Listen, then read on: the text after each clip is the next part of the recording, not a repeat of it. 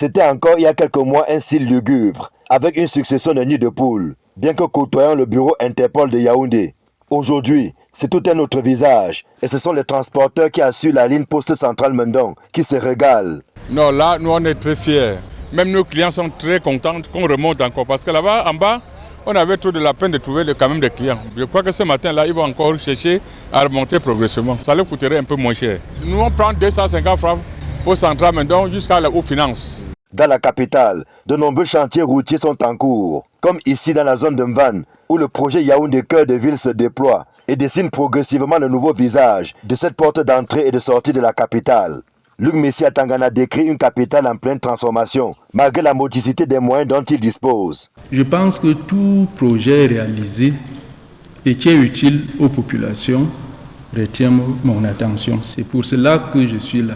Bien sûr, ces projets ont des envergures différentes, mais je pense que l'essentiel, c'est que chaque acte posé, chaque projet réalisé serve aux populations, soulage les populations, répondent aux attentes des populations, même si c'est une frange.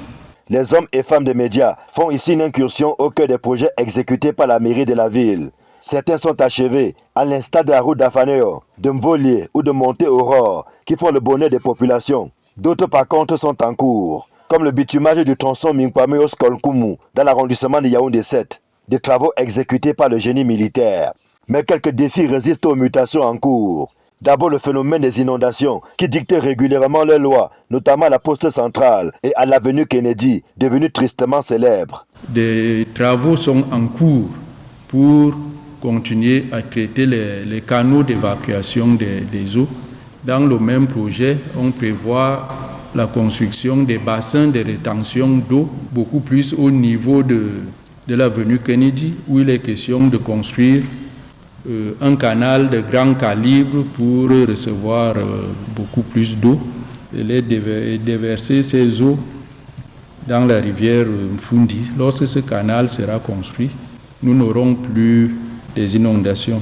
Il y a aussi la sempiternelle crise des ordures ménagères et autres déchets de toutes sortes. Pour le maire de la ville, la responsabilité est partagée entre l'incivisme des populations, les lourdeurs administratives et la faible capacité technique et financière des entreprises contractualisées, parfois dues au retard de paiement de leurs prestations. L'échange avec les hommes et femmes des médias permet au maire de la ville de présenter les défis ainsi que les difficultés auxquelles il fait face dans l'accomplissement de ses missions, entre les fortes attentes des Yaoundéens et la limitation des ressources financières à laquelle la mairie de la ville fait face.